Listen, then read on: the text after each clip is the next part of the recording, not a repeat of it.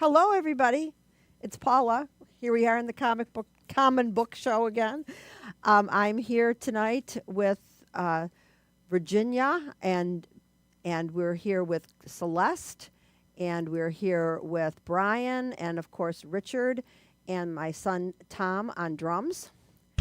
And we today I brought the proof copy of my second book of essays called Phonographic Memories, and I decided to read something from here.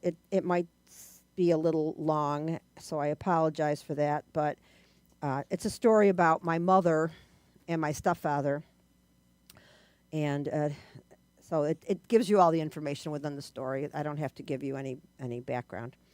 Okay, this one's called. It's based on Spinning Wheel by Blood, Sweat, and Tears. Oh, I love that song. Yeah, Me well, too. okay, so there's little peace in a house with an alcoholic. Ed drank to self-medicate his paranoia and borderline personality disorder. The problem was that it made it worse, not better. When my mother and Ed would go out for a fish fry to a local bar, the house was quiet and still, like the quiet after the Battle of the Bands. It was vacuum quiet, where your ears are so full of silence that they softly hum, and all other sound is muted. It was the fall of my first year at Archbishop Carroll, and I would turn 14 in a couple weeks. I'm not sure why I stayed home that night when I was free to run wild in the streets. It must have been the promise of a peaceful home where I could sprawl out on the sofa and watch what I wanted on TV, or listen to one of my 3 copies of Indigata Divida repeatedly on the console stereo in the living room. I never thought about them when they were gone. I only worried about when they would come home. I would have been aware of the car lights pulling into the driveway. I would have quickly turned everything off and went into my room. It was only Ed who walked in after I heard the key in the kitchen door click. He was stumbling around when I came out dressed in my robe. "Where's my mother?" I asked. "She's drunk at the bar. I left her there." "What bar?" "Becker's." I don't think I told him he was an asshole for leaving my mother at a bar alone, but I'm sure I thought it as I went to my room to pull on some jeans and a sweatshirt. "Where do you think you're going?" he asked menacingly. "To get my mother," and I slammed the door behind me. A 13-year-old cannot drive a car. I had no disposable income to call a cab. I jumped on my banana bike and rode the 15 blocks to the tavern on Bailey and William. I hadn't thought about how I'd get a 45-year-old woman home on my bike. There wasn't time to think. It was dark, and my mother was alone in a bar, drunk. Irene was sitting at the table in the back room with her head on her folded arms. It was clear I was the adult in the room as I asked her what happened. She told me they had a fight. Ed started in on her about the men she had dated before she met him. It was a routine with him that he'd escalate until he could visualize my mother in bed with that bald-headed bastard. Irene was a lightweight in the drinking department. She had 3 beers tops. I never understood why she told Ed the truth about Bill. She had no reservations about lying in general, as she let her fancy take over her conversations, either to impress or drive home a point she was trying to make. You'd think she would have had enough sense to keep her mouth shut about her old boyfriends. When I went into her purse and pulled out some cash, I bought myself a birch beer and threw a quarter into the jukebox. 3 songs for a quarter. I don't remember what the other 2 were, but one remains as the soundtrack for that moment. Spinning Wheel by the Canadian band Blood, Sweat, and Tears. What goes up must come down. Spinning wheel got to go round. Talking about your troubles, it's a cryin' sin. Ride a painted pony, let the spinning wheel spin. In my juvenile brain, my banana bike with raised handlebars was my painted pony. You got no money and you got no home. Spinning wheel, all alone. Talking about your troubles and you never learn. I can't imagine that they could have foretold my crazy hour playing that song over and over and thinking that it was written just for me. It was exactly what I needed. They were singing to me and they told me that someone is waiting just for you. Spinning wheels spinning true, and I believed them. I hoped for that day when somebody would be there for me like I was there for my mother. I played that song repeatedly until the taxi came to pick her up. In those days, there was a big fat telephone book tethered with an aluminum chain to the payphone. Had there been a need to secure it to the booth? Was there a rash of telephone book thefts back then? Everyone got one for free on their porch once a year. I looked through the yellow pages for a taxi company, and they told me there would be a 40-minute wait. I was oblivious to the other patrons at the bar or in the back room.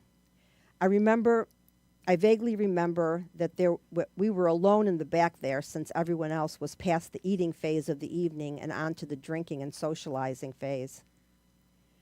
No one came back to see if I needed a hand. I tried to imagine the scene Ed and Irene had made before he slammed the money for the fish fries down on the bar and stormed out. Had he even paid for dinner? I never inquired, and they didn't ask as I helped my mom out to the waiting taxi. I told the driver where to take her, 230 Schiller Street, between Lovejoy and Vanderbilt, and then they were gone. It took me longer to get home. I felt the freedom of the night as I rode my bike down Lovejoy in the dark. People were asleep. The windows were dark, and the curtains closed. The air felt thick like a blanket, and it was a loud silence. As I passed the gin mill's soft yellow light and fluorescent signs advertising beer and booze illuminated the few left sitting at the bar, mostly men, mostly alone. Was Tony, my dad Chet's best friend, bartending that night at Proper's Bar and Grill? Did he notice a young girl on a banana bike heading east down Lovejoy? Did he imagine that it was Chet's youngest daughter out past 1 a.m.? Did he know what was happening to my mother and me on Schiller Street? If anyone knew, no one came forward. It was rude to inquire into what was happening in anyone's private home. There were rumors of men beating their wives, black eyes that were excused away as clumsiness, a mad housewife here or there, suspicion of sexual abuse. No one ever reported these things, and no one ever broached it except as whispered gossip. It was the deafening silence of shame. I know now which houses had brothers who made siblings swear silence, and sometimes those siblings went on to make their own silent sufferers. The house was quiet when I got home. I don't remember if they left the door open for me or if I had to ring the doorbell. I may have had enough sense to leave the front door unlocked, as I did other times like this. I wasn't allowed to have a key because as a child I had few rights. If I rang the doorbell, I had to endure Ed acting like I was unwanted, like a late-night Jehovah's Witness. The house felt different. But my mother was asleep in the marital bed, so she forgave him again.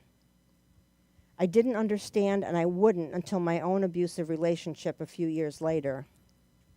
Funny thing is, I never made the association with my home life and what felt like normal when I was being berated by a jealous rageaholic. I called it love because that's what I thought love was. So, isn't that cheerful? Good story. Would you like to hear an anecdote about the song Spinning Wheel? Yes, I would. So the guy wrote it who was in Blood, Sweat, and Tears, David Clayton Thomas. Yes. Mm-hmm. He lived down the street from Joni Mitchell. Oh. He was smitten by her. They were both As in their were many. 20s. And he thought, well, I'm working on this song for the band. I got to put something in from one of Joni's songs, kind of like a subconscious love letter to her. Yeah. So he used, instead of from the song Circle Game, he put in Spinning Wheel, you know, the circle motif. Yeah. And then she has, in the song Circle Game, she says, the painted ponies go round and round. Oh. So he put painted ponies in his song. Oh, wow. Yeah. She didn't notice. So So years later, they were both nominated for a Grammy Award Yeah. in the same year. Uh-huh. So they were backstage, and he said, Joni, you know that song, Spinning Wheel? And he tells her about the things in it. And her response was, I didn't have a clue any of that was going on. Wow. So she didn't know about his love. Yeah. She didn't know that he did that. Yeah, there's so many things in our brains, like memories from childhood that we remember very vividly, but the people that were involved don't remember because they didn't have the same effect on them, So she had no idea because she wasn't making that association. It was all in his head. Well, and they were so busy at the time. How much attention would she have paid? Right? Yeah, I And you mean, if talk she about thought, being- but maybe if she yeah. thought he was cute, she would have paid attention.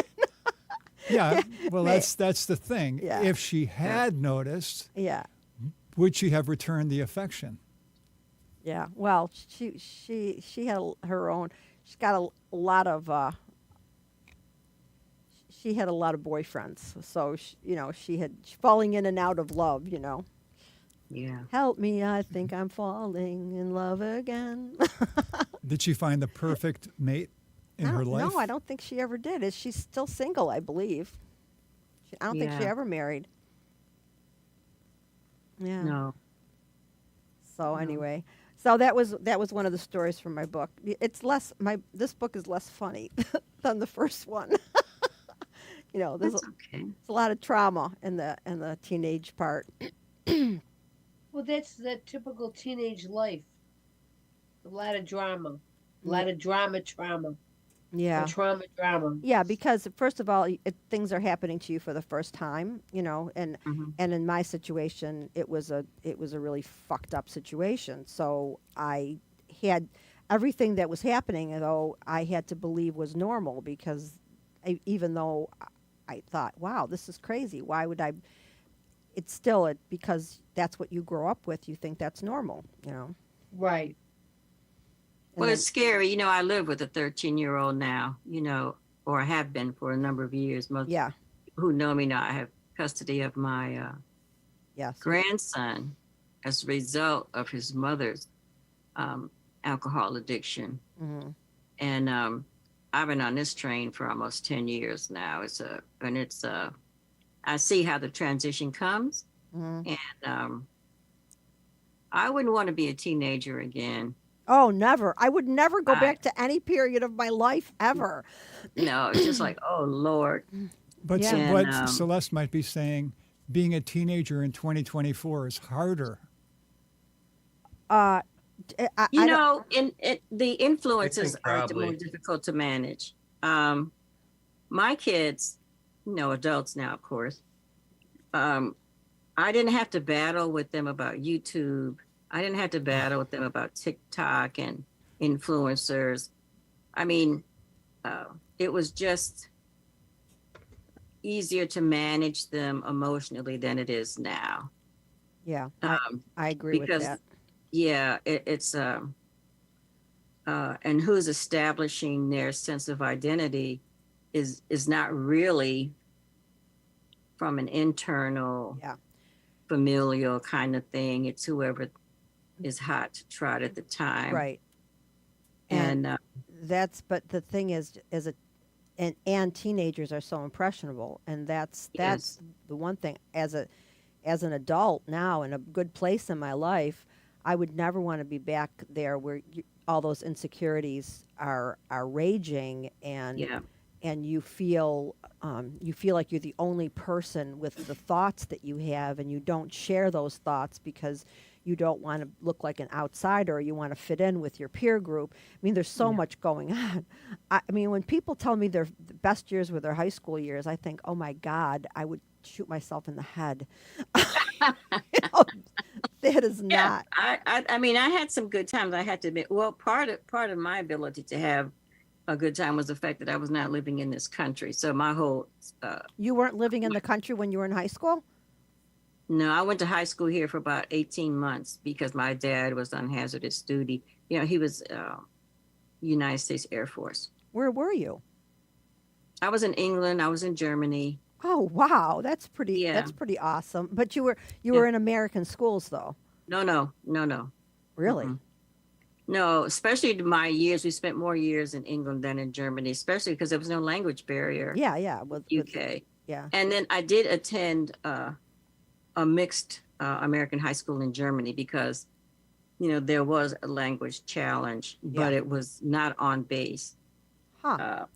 So it's a whole new world, and I dreaded coming back to the United States. Your worldview must have been so different than an American from an American perspective. Yeah, I didn't like you, Americans. I don't like them either. And I live here. You know? I thought, and my parents did their best to understand the pride of military and the fact that Oh, but the race thing is also a different thing here than it is there. yeah, and that was the main reason my mother did not want us to be, spending too much of our formative years in the UK, because it was really my mother who pushed my dad to live abroad, because he would have just as soon. I mean, he was a native of the Texas, Louisiana Mm-hmm. part of the country, and he would have just as soon stayed stateside. But my mother was like, "Oh no, hell no!" Right? And Well, that was and a it was really good for good me and my sister. so you developed a different sense of self than you would have had you stayed here as a teenager and had been subject to all of that prejudice that we have here. Yeah, and I learned about it the hard way, marrying into the military, not once but twice. So I don't know. My mother did her best, and then I probably screwed up her plan. We never want to. We never. We're not built to want to satisfy our parents. And if we do try to satisfy our parents, we end up having a nervous breakdown around midlife. You know? Yeah, and I was kind of wish I said, oh, I probably should have paid more attention to her, Yeah. Well, but our parents know. My mother. No. I can't see. Our Yeah. mothers don't know exactly. There's certain lessons we have to learn in life, and sometimes Yeah. we have to go against everybody to do the things that are going to teach us. Now, I'm not saying it's fate or anything, but Mhm. we all have faulty preconceptions. yeah. Well, your story was very touching, and it reminded me. I don't know if you know Bill Strickland, William Strickland. He's from Pittsburgh, Pennsylvania. He's one of the MacArthur geniuses, but he was he is. He's not passed away, but I was among some arts management people that he sponsored to go to a program at the Harvard Graduate School of Business many moons ago. Mm-hmm. And he has very successful nonprofits and for-profits on the North Shore in Pittsburgh. But he tells a similar story, not about his mom, but about his dad. Mm-hmm. And that he would, at that young age, have to go around and talk to, guys on the street drinking on the corner about where his dad might be. And Yeah. typically, That my mother really didn't have a drinking problem. My mother had a Mhm. husband problem. well, You know- right. But in order to find her, you would have to know where he would be, right? Right, but the thing is, I did have a similar experience because my boyfriend's father used to go on binges, and Yeah. I used to go with his mother and him down Chippewa looking for him, like asking the people on the street. Yes. I was 16 years old or something. We used to go looking for him when he was on a binge, just to make sure he was safe. Yeah. We wouldn't try to get him off the binge, just to make sure he was safe and alive. Yeah. And it has different effects. My grandson, who is clear on why he's been with me all these years, and at one point the court ordered me to live with them in their house. It's like, but I have my own apartment. But the option was remove him or me go live with, because he was very young at that time, with them in their house, which I did for about a year and a half, and it's like, no. But now and he's a special needs kid, high level ADHD, and he's right on that border spectrum of autism. But he says things like, when I'm going to be elected to office, and then I'm going to banish beer. Beer will not be allowed in my country. You know, We tried that. right? I thought about that. I But- said, well, that's that was an idea whose time has come, and the train left that station. But I get it. I get it. Yeah. Um, I know, but that's he's thinking about things, which is cool. You know, Yeah, he's yeah. he's got a good place where he can freely think about what he'd like to change about the world. And as Yeah. young people, that's the best place to keep your mind, right? yeah, yeah. Yeah. So I don't know how that will manifest when he gets older. Like, when kids get to be about, I don't know, 15, 16,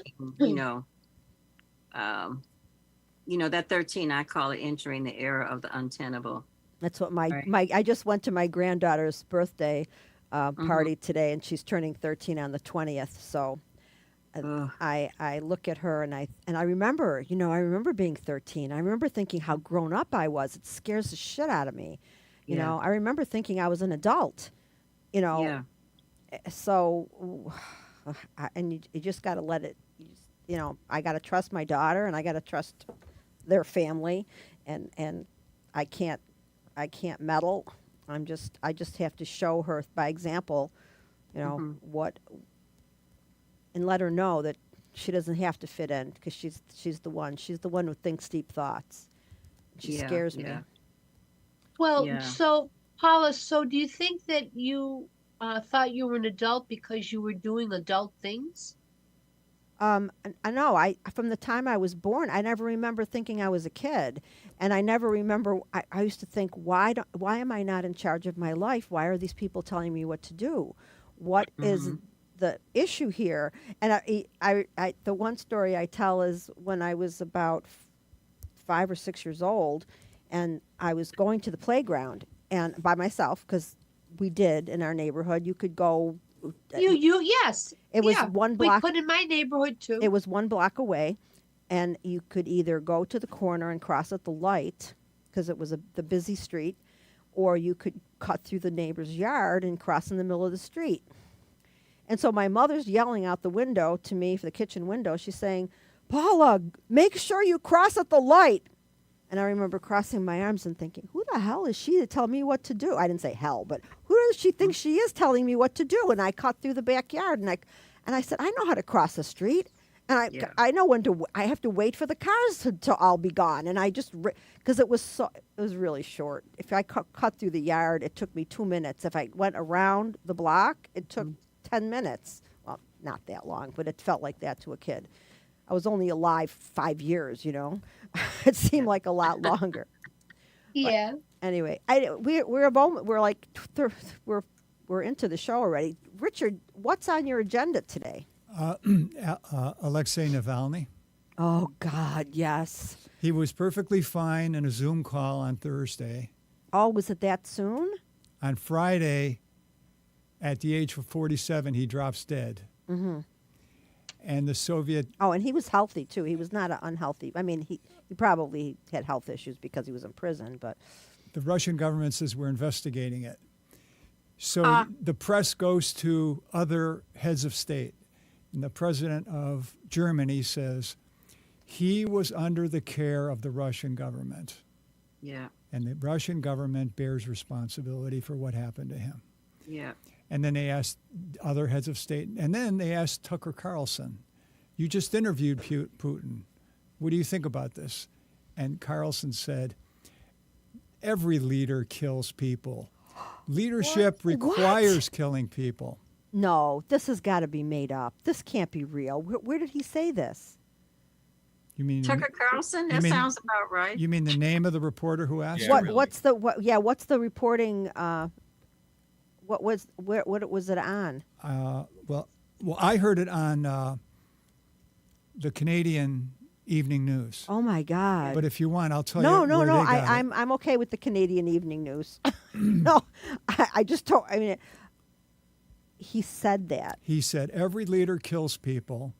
Leadership requires killing people. Yeah. Wow. Well, he just interviewed him, so now they're best friends. Putin would have Right. never let anybody else interview him because he knew he wasn't going to get the softball questions he would get from him. Richard, I just made a connection with that. Back when Trump was running for president in 15, early 16, he was asked in a town hall, what do you think about the way Putin kills his rivals and disappears them? And Trump said, well, you don't think that we don't kill people? Yeah. Well, Well, yeah. That was when he was running for president the first time, and Yeah. people thought nothing of that. well, Well, they don't think anything about anything he does. Well, the Well, ones that support yeah. him. yeah, Yeah, right, yes, right. ones yes, that The support people him. that are in the Clear on cult. that, Celeste. Yeah. Yes, Yeah, let's be clear people on that are in the cult. Yeah, they. I mean, I just posted something because I read in a Washington paper where he's raiding his campaign chest to pay legal fees. Oh no, he's been using campaign funds the whole $50 million the whole time. is $50 gone. million Yeah. dollars, You know, and I'm thinking he wants his daughter-in-law to be the head of the Republican, RNC. yeah, the yes. RNC. Laura. She will hold the purse strings to that money. Yeah. Well, you know, hopefully this ship has a hole in it somewhere that will start to sink. It's got a lot of holes, but it seems to be like self-correcting. You know, I mean the holes are I'm get. not quite. Yeah, and I don't disagree that he seems to have more than 9 lives because his behavior is unacceptable at so many levels, and I'm trying to. I think the mainstream media is overstating the breadth and scope of his support. I think so too. And like in the New Hampshire, and I didn't post the numbers, but I did take a look at how I followed it. In Iowa, Nikki Haley got like 23% of the vote. And a whole bunch of people in Iowa who are independent, they didn't vote at all. Mhm. And then in New Hampshire, she jumped up to 43, almost 44%. That's almost double, you know, and a lot of Trump activity happened in between Iowa and New Hampshire. And I don't know I hope she doesn't cave and drop out. I mean, I'm not saying I want her to be president, No, but I certainly don't want, there's got to any be. remnants of Trump to be. He's waiting for him to carry- be convicted of one of the felony charges, and that'll Yeah. hurt him enough where most of the voters will turn on him and go to her. But I don't. Yeah. I think he's right. I think he could shoot somebody on Fifth Avenue, and Yeah, he said I wouldn't lose the support of my base. That was his line. and they I are could shoot base. somebody- right? and they. And they're- so, you know, we don't know what that base is. And the mainstream media has really stopped talking about some of this. Like they don't talk about the over nearly 1,500 people from January 6th that have been convicted in one way or another. That's a lot of people. And you know what? If he, I mean, I don't. I have to believe in my heart of hearts that he will not be elected, because if he's elected, it's going to be mayhem. Only because he will release all of those people. He will pardon himself. He will pardon everyone that was involved in all of his criminal activity. He's going, like he said, I won't be a dictator except on the first day. That first day, all hell's going to break loose. Yeah. So I would like to think, you know, there have been so many people, you know, more, you know, the New Hampshire Republicans, they had the highest turnout in terms of votership. But it was so many of those, I call them neutrals, that they have an opportunity to vote, unlike some other states. But even then, in terms of registered GOP, there were over 300,000 of them that just did not. Yeah, Did not I vote. think that we're not seeing a true picture of what's going to happen. And I mean, I think that his base is his base, and they will always Yeah. be his base. And I see Jordan Klepper interviewing the people at those rallies, and I Yeah. think and he says the most outrageous things to them, and they just agree with him, you know. And I love this guy because he's fearless. He goes into that group of people and just Yeah. but Well, you know, and you do worry. I do worry about the absentee voters. You know, they had that little focus group there in Michigan, Dearborn, Michigan, where, you know, the highest density of Arab population is there, concentrated in that community. Hmm. And one of the guys there said, I could never vote for Donald Trump. He said, so maybe I just won't vote because I don't like how this administration is handling its response to the war in Gaza. And that's a legitimate concern Yes. about how some people are feeling about, you know, and I'm kind of on that list of people that says I'm looking for a halt, right? Yeah, me too. A truce. That's what I'm looking. Don't ask me to sign a card, a petition. If it ain't saying ceasefire, I'm not interested in it. Really. Right. I've gotten to that point. 28,000 people. Yeah. I'm gonna say, yeah, that's a little over the top. Okay. I'm not. I want to see a cease, but Yeah. their leadership in Israel is bad right now, and I think that he's creating a big problem. I don't think the average Israeli wants to see the Palestinians obliterated. I don't think they do, and Well, yeah. I think that Did you hear the interview with the mother of the young woman Israeli soldier who was killed in the Hamas ambush? She was on one of the news shows. no, I didn't. Well, along that border, they have, as you know, they have the conscripted automatically at age 18. And a lot of the border watchers or border monitors are young Israeli women Oh yeah, I soldiers. saw that. Yeah, they're very big on their Israeli women Yes. soldiers. Yes. Yes. And this is the mother of one of the young women soldiers who was killed in the Hamas ambush. And a young woman soldier also. So there was a mother and another soldier. And they said they had been telling the administration, Netanyahu, that there was this activity along that part of the border. I mean, it did not come as a surprise. They reported the activity.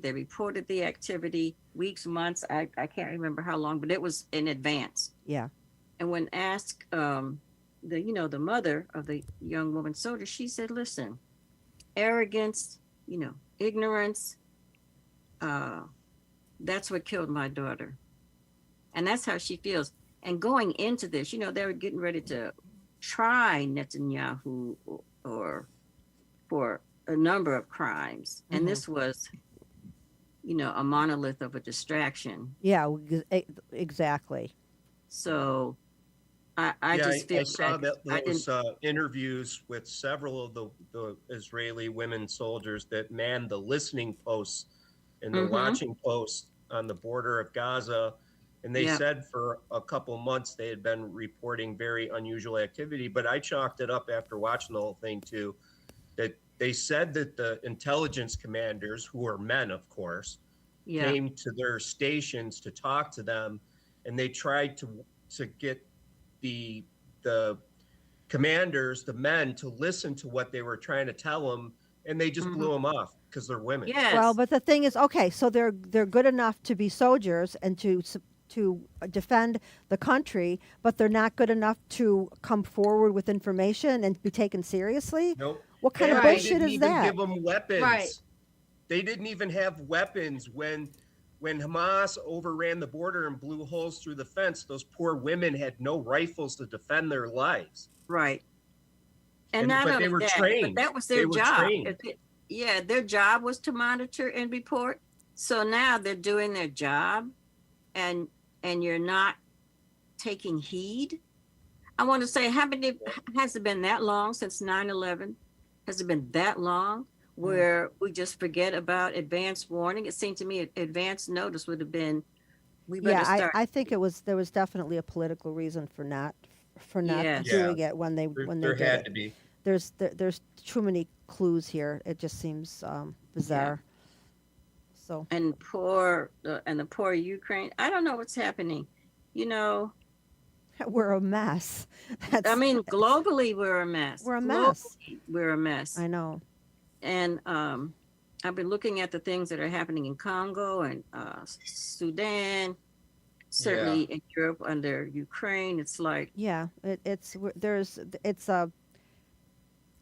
just there's a just bad winds or something. It's been yeah, a bad situation, but I yeah, don't well, know. the world is on fire in one respect and drying out in another. So, Oh, you know, and it's interesting. I'm happy you read your book because I can't think of um, a story that I would want to read that is bigger than a personal story right now because it's just too much. no, I know it is too much. Yeah. I try to limit my news watching to I watch one 1 or 2 hours of news a day, and I think that might be too much. I Yeah, don't I watch don't it at watch all. that much. Yeah, I I've don't become watch an it at all. expert in home improvement. yeah. That's, so anyway, so Brian, you haven't been on the show for a while. Where have you been? Here, there, around, Everywhere. everywhere. Well, I see some of the photographs that you post. You get up awfully early to take some of those photographs. Yeah, I was up. In fact, I was up at 5:30 today, and yet there were no nice photos to take because everything was just gray. Yeah. But Yeah. so I don't always take photos in the morning. But The sky looked um, amazing when the sun was setting tonight. We yeah, were driving back from my daughter's house in Clarence, and they had those big black billowy clouds with it was almost looked like a Magritte painting. You know, the sky was like a mhm. dark blue, and then the dark clouds on top of that. That was a pretty picture. Yeah, I like it when it's like that. Yeah, I do too. Yeah. What are you reading? Contrast. What are you reading since we talked to you last? I was thinking of you earlier when I was reading The Immortality Key by Brian Murarescu, who's I forget what institution of higher learning he's a professor at, but I think he's kind of maybe a professor of history of religions or something like that. Oh, okay. But the book is The Immortality Key refers to his thesis that I'm only a few chapters in, but his thesis is that the Eleusinian mysteries, the mystery schools in ancient Greece, Uh-huh. Mm-hmm.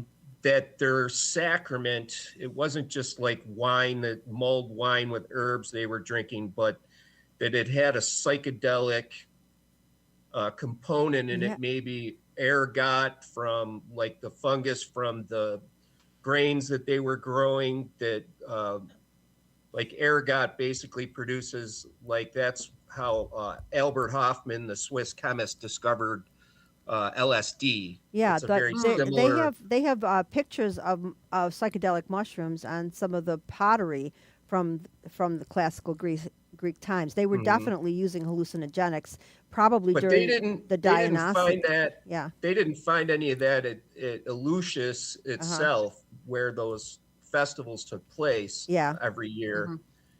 But his thesis is that the Catholic Church in the sacrament of the host and the ceremony of the Catholic Church was adapted from that, basically From taken from that. the Dionysus worship or Um, the well, is this a different thing? A Lucian. well, actually, Dionysius is connected to the Eleusinian mysteries. Okay. It's all interconnected. But there's just some stuff I was reading in there today that I thought you would find fascinating too, about like other sites.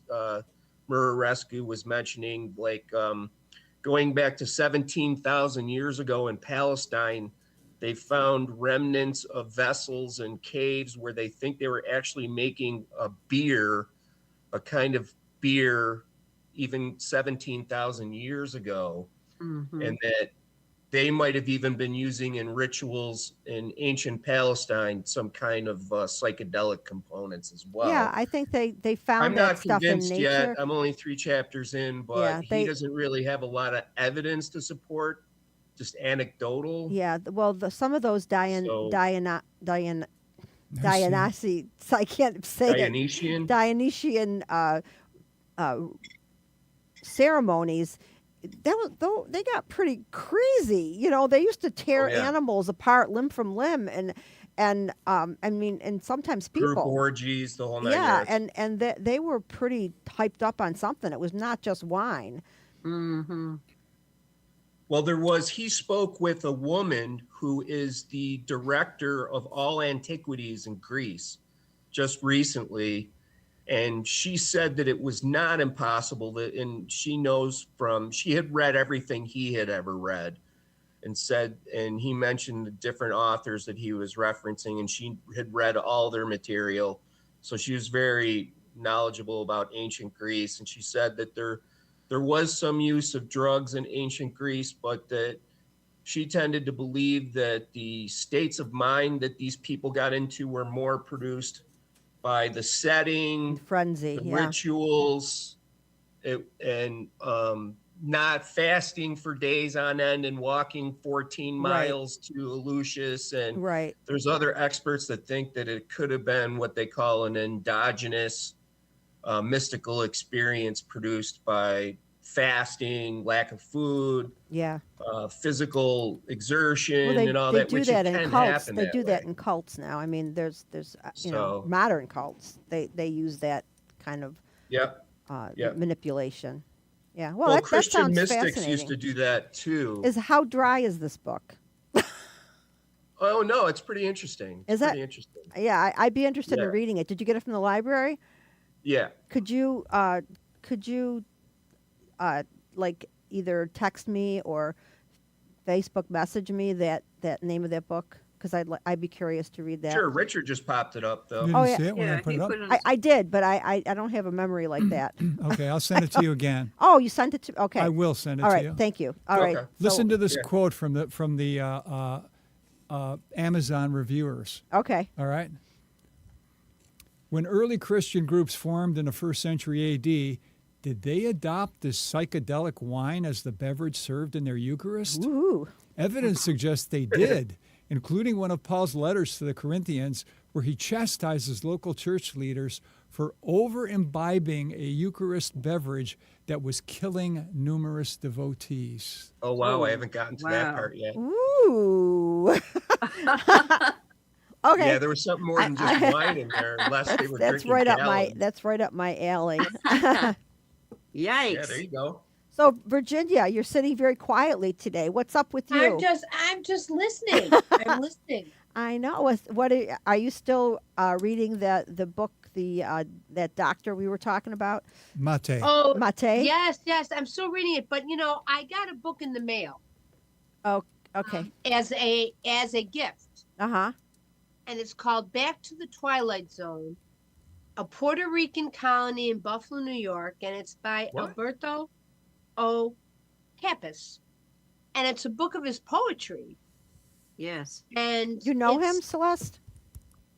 He And, was- uh, No, and keep it's going, about Virginia. 100. It's about 100 pages long, Uh-huh. and I've been reading his poems, and it's really fascinating. What- Fascinating. Did you order it or did somebody send it to you as a gift? No, the author Oh, sent it he to sent me. it. Oh. Oh, He because just of sent your it to me. connection. Because of your connection to the. Well, he has the community magazine, Yeah. and I have a column in it, Yeah. and it says, and he just says, "Thank you for all you do for the planet," and that's why he sent it. Oh, to how me. sweet. Isn't that nice? Yeah, very nice. It was nice. So he's And from then- the west and then- side? Yeah, and then he's got on the cover. Can you see the cover or no? No, because No, no. it's interfering. Yeah, your Well, on the background's cover being. it says L Lower West Side Buffalo, and then he's got the streets of all the on the Lower West Side, like Trenton, Prospect, Mhm. Vermont, Pennsylvania. yeah, Maryland, Wadsworth, Rhode Island, Allen, Yeah. Virginia. Yeah, so it's really I'm on page 73 now. Wow. Is there a poem on that page? Is there a poem on that page? Mm-hmm. Yes, it is. It's called Another Untold Story. You want me to read it? Oh, I'd love Yeah, it. Yeah. because then Paul can hear his work because I've heard it. Mhm. Okay, it's Yesterday is Today. That's the name of the chapter, and it's the first poem in the chapter. Another Untold Story. The warm air freezing her body, colored by the diversity of a molested canvas. Attempted to make an escape from Grant Street, going to nowhere, with a map with no exit. With winos on the corner holding on to empty bottles, reading the liquor section of the Buffalo News. With the homeless couple under the tree, reviewing the dirty real estate pages of the Business Journal. No one paying attention to the odor around the body. Endless hours coming and going, never with the desire for day and night, playing with her moments to catch up with what went wrong. Thinking of yesterday, the trip from her homeland and her fist, introduction to the unfriendly cold that raped her body. Thinking of yesterday, accepting a defeat that loved her. Sitting on the edge, consuming the unwanted penetration, waiting for the overdose of everything to begin the journey. The traffic lights just kept playing with each other, taking turns, coming and going with no U-turns in sight. Yeah. Wow. Powerful, isn't it? Yeah. Yes. He is He's powerful. a good poet. He's a good poet. Yeah. I have never heard him. He. What's his name again? Alberto O. Capus. Yeah. Hmm. Yeah. I've never even seen him. That's who wants to publish my poem. Nice. Nice. Yeah, the one about the one I am an artist. That one. Awesome. Okay. I'm glad you read that. That is a powerful poem. I mean, it's It's really powerful, real moving, isn't it? Yeah, it really is. something to think about. And that's why I'm stuck on that page. I'm like digesting it. There's a lot to digest in that prose, yeah. Well, and it's from a time, and when he references the Buffalo News, because it took me to this moment that a post went up on the Elmwood Village neighborhood page asking if people remembered the story where a baby toddler was left on the porch over, on the Lower West Side. Mm-hmm. I remember that. Yeah. Okay. And That was a couple of years ago. a couple years ago, and the parents were killed and dismembered, Mm.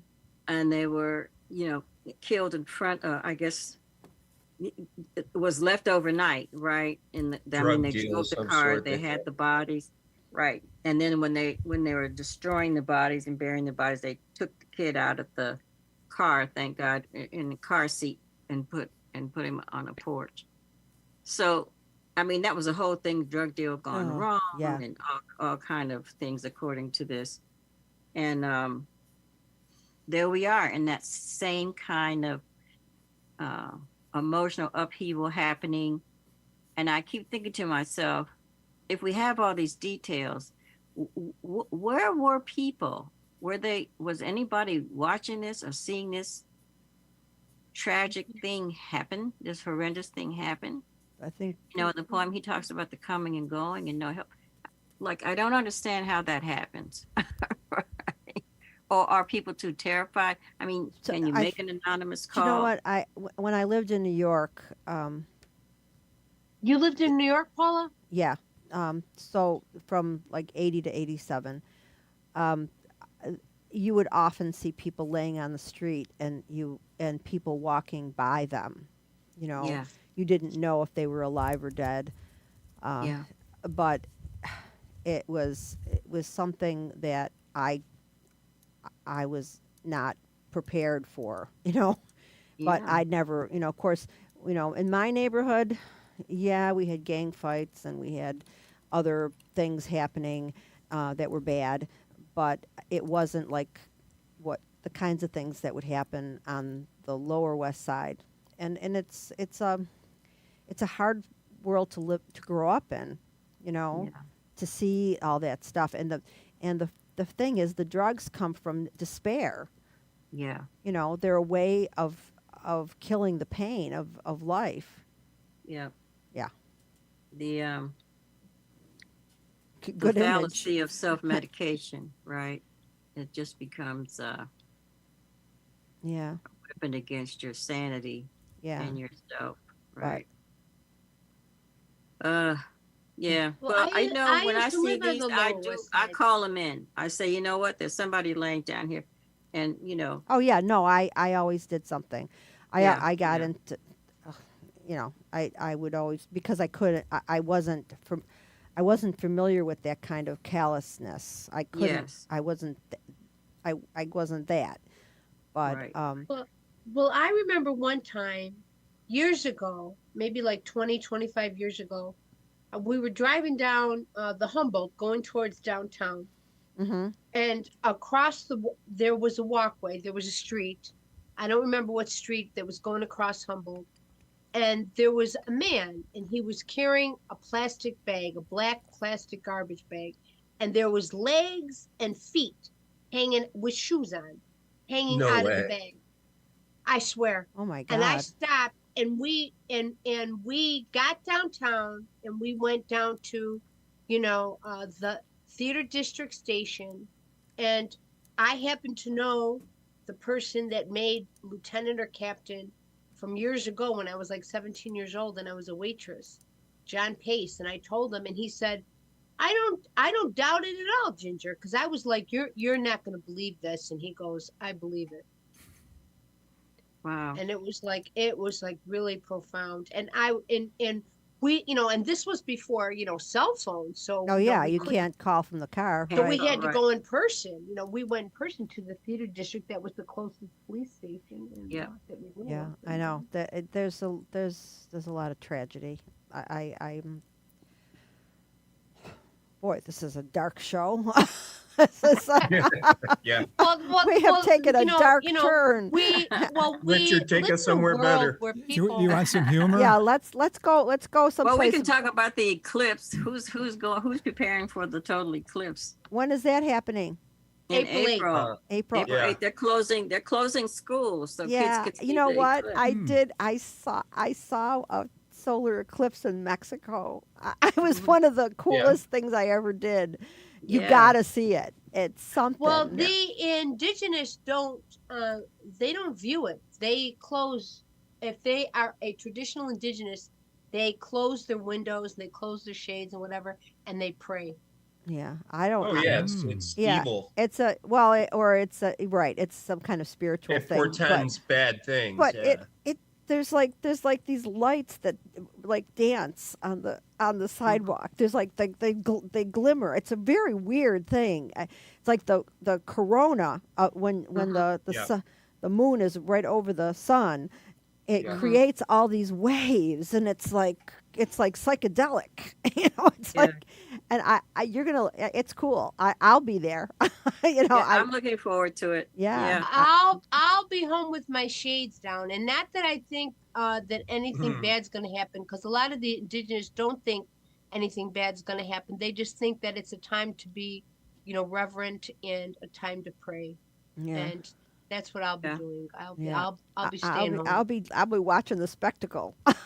Yeah. Yeah, good for you. Well, pray I for got us in my, your prayers. Yeah, right? pray for us that we don't get eaten by the sun or something. Right. I got Okay. my glasses at Wegmans for $1.99. They have them usually by the checkouts right now. Oh yeah. They Well, do they do. already? Oh, Yeah. Okay, they- Richard's got I got them a week or two ago. Richard's got a comic he wants to share with us. Let's look at Richard's comic. I wrote this text to a friend. I said, society needs comedians and cartoonists. They help us see things. Tom, don't screw with the screen. Don't do that, Tom. Society needs comedians and cartoonists. They help us see things in a humorous way that helps us reduce our stress and trauma. Okay? Yeah. I agree totally. Yeah. Yep. I sent him this cartoon. Tom, don't screw with my screen. Tom, Oh, you- he's trying to. let me do it. Let me do it. Let- You're gonna make it look horrible. Okay. All right. Let Tom do it. there we go. Okay, so I sent him this cartoon. Okay. I said, "What do you think?" He said, "It's horrible." All right. So let's see the cartoon. Let's see the cartoon. It's flashing. Tom is messing with the Flashing. things again. Uh-oh. Firefox. Oh Lord. Hey, Did you ever see him get that mad? There we go. no. Okay, here we go. There's medication. Okay. So here's your Parkinson's medication. I put the instructions on the bottle. Shake well. Oh, Oh my yeah. gosh. So in other words, Terrible. well, No. the thing is, the comedians though. and the cartoonists, they have to go where other people don't go. right. Yeah. Because that's where the most trauma is. Yeah. Yeah. Like, it's like right. making a joke about the Holocaust. Like, right. Some people Yeah. will say, Yeah. don't do it. I Other saw- people will say, we need it. We saw Taylor Tomlinson's new Netflix special, yeah. and this was so full of trauma that I couldn't believe. Really? I couldn't believe that she had such a traumatic life. It was like, Yeah. but see, it was hers. It was hers to discuss, right? So she talked about her parents, and she talked about her relationships, and I think she was as raw as some of the best comedians have been in the past. Mm-hmm. And so, there is a raw element to comedy. It's a almost opening up like a wound. I mean, Greg's got Parkinson's. I think this is kind of funny. Yeah. don't Well, know. we do as a human race, many of us appreciate things like slapstick. I never did. I thought it was I don't. you know- Well, I don't like. I never I appreciated agree it with you, either. Celeste. I Yeah. don't. I don't like when you see YouTube videos of people getting hurt. I don't like that. yeah. No. Even the Three Stooges used to I've never upset me seen when I those. was Oh young. no, Oh, yeah. I don't. I never minded the Three Stooges because I always thought they were funny. At I always times, but, knew it was. you I know, always too knew it violent was. for me. When I was a kid, I never poked anybody in the eye because I saw the Three Stooges. I knew it was not. No. I didn't know. I knew it wasn't real, but maybe not. Maybe people. I think we had a better sense of the difference between reality and TV and stuff like that than now. Like social media is so immersive, the kids get into the worlds, and Well, I think that I think some of them have trouble like actually delineating reality and fantasy. But when I was a little kid, I did think that animals could talk and fish could talk. I believed that they could. I just couldn't understand them, So I would go up and talk to a dog, and I'd expect them to say something in dog to me that I could That's funny. understand. And I also thought that bugs had little houses underground with little bug-sized furniture because that's what they showed you on cartoons. And so when I would Okay. take a bug from one side of the street and not put him on the other side of the street, I thought he was going to have an adventure like Sinbad and come back to his house. Because Yeah, but that's wonderful for the vivid imagination of a child. I think Yeah, that's it's harmless. incredible. And it leads to, more imagination, creativity, which certainly you have. And then you look at the years that we've been looking at the world's funniest videos. And and they're sad. They're not funny. yeah, and people are being awarded money for looking at these kind of human catastrophes. And the one show that married to Justin Kutcher, the punked guy. I don't like Ashton him. Kutcher. Yeah, Ashton Kutcher. Really? And now they have this other thing on where they're talking to a headset. Not ridiculous. I've seen, yeah. Something to that. What I'm talking about? Yeah, I don't They know. set people up in restaurants and stuff. Well, that and was embarrass them. like Candid. Thank you. That was Yeah. like Candid Camera. I mean, Candid Camera did that too. Where they Yeah. set you up but it was less pretty lighthearted stuff. right. It though. was exactly. It wasn't. Yeah, it wasn't harsh. this stuff is just outrageous. People are meaner now. Yeah, mean. Yeah, it's possible that they're meaner now. I maybe Yeah. less. They're they're desensitized by all the stuff they see.